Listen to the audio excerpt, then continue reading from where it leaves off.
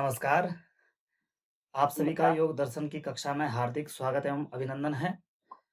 प्रस्तुत है योग दर्शन के अंतर्गत तृतीय विभूति पाद का अग्रिम अध्यापन। तो जैसा कि आप अभी तक 50 सूत्रों का अध्ययन कर चुके हैं और पिछले प्रसंगों में भूत जयों की, इंद्रिय जयों की और कैवल्य की चर्चा हुई थी। हुई थी कि नहीं हुई थी? हाँ जी।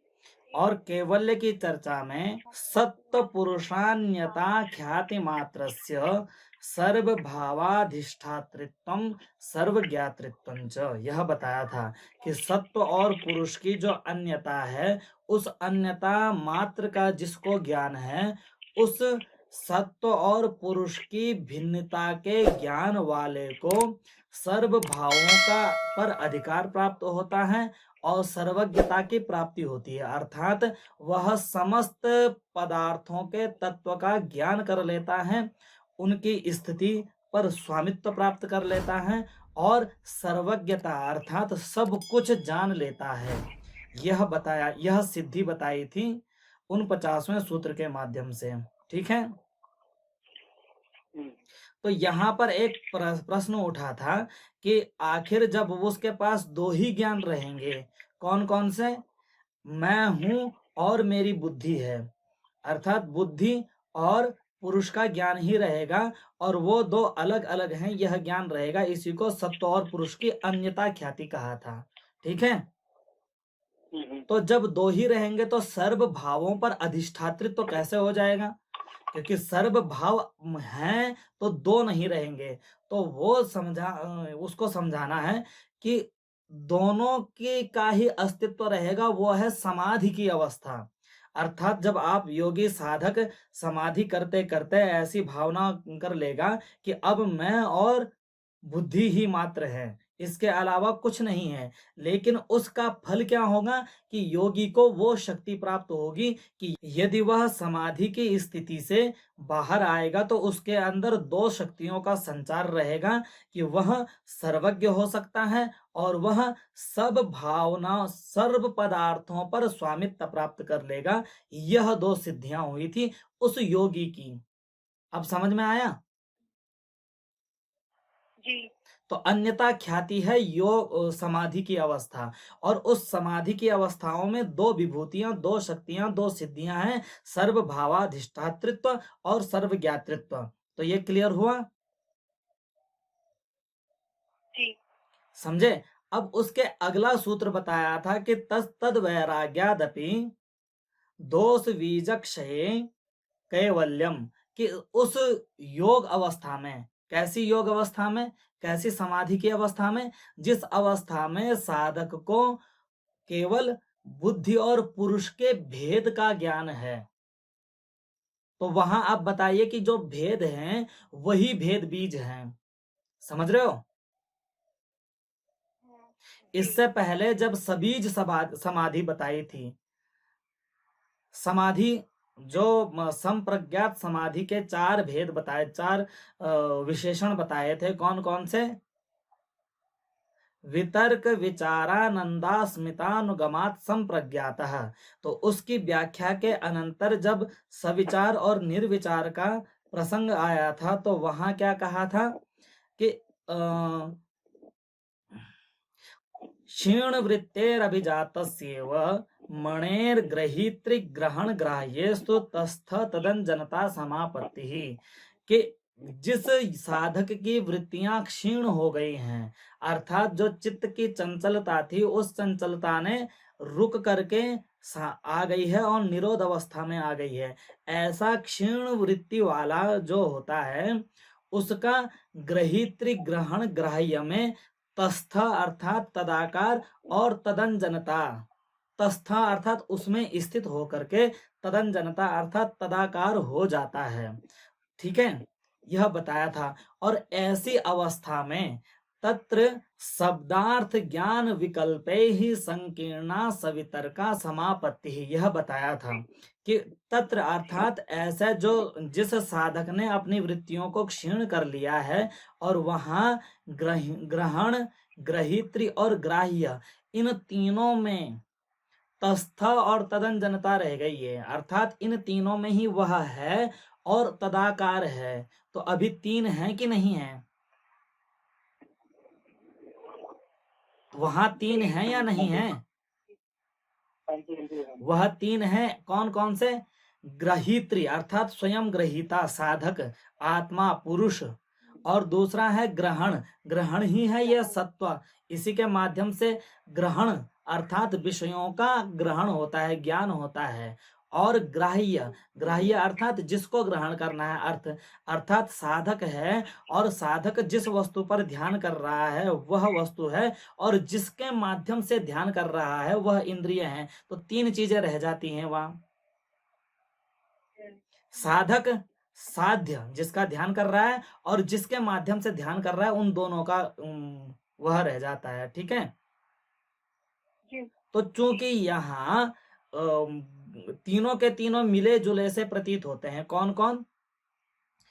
शब्द, अर्थ और ज्ञान। ज्ञान, शब्दार्थ ज्ञान। ठीक है। तो वह मिले जुले होते हैं, संकीर्ण होते हैं। इसी को क्या कहा था? सवितर्क कहा था। ठीक है। और इसका उल्टा था निर्वितर्क। निर्वितर्क क्या कौन सा था? कि स्मृति परिशुद्धौ स्वरूप शून्येव अर्थ मात्र निर्भासम निर्वितर्का, ये बताया था कि ऐसी सवितर्क कौन सी है? जहां शब्द, अर्थ, ज्ञान इनका विकल्प है, और जब यह विकल्प भी छूट करके अर्थ मात्र की निर्भासना हो, अर्थात जो योगी है उसने जिसका ध्यान किया था वो तदाकार में परिणत हो जाए, अर्थात अब अलग नहीं है बल्कि वही है, लेकिन वहां भी साधक और उसका एकत्व हुआ है। ठीक है। तो वो एकत्व अभी बीज है, समझ रहे हो? हाँ जी, और ये दोनों के दोनों स्थूल के विषय में थे, अर्थात स्थूल पदार्थों के विषय में, और इनका जो सूक्ष्म रूप था, उन सूक्ष्म रूपों को ही क्या कहा था? सविचार और निर्विचार कहा था, कि एतयेव सविचारा निर्विचारा च सूक्ष्म विषया व्याख्याता। ठीक है। कि यही जैसे अभी आपने सूक्ष्म स्थूल पर किया है कि स्थूल शब्द, ज्ञान और अर्थ, इनका विकल्प जब साधक के साथ रह जाता है तो वह सवितर्क समाधि कहलाती है। और जब इन तीनों में से अर्थ मात्र के साथ योगी संबंध हो जाता है, तदाकार हो जाता है, तो वह निर्वितर्क कहलाती है। तो ये दोनों के दोनों स्थूल के विषय में थे। और इसी प्रकार से जब सूक्ष्म के विषय में, सूक्ष्म किसे कहते हैं, इसी के बाद अगला सूत्र बताया था कि सूक्ष्म विषयत्वम च लिंग पर्यवसानम, इसका व्याख्या अनेक वीडियो में हो चुका है पिछली कक्षाओं में। ठीक है।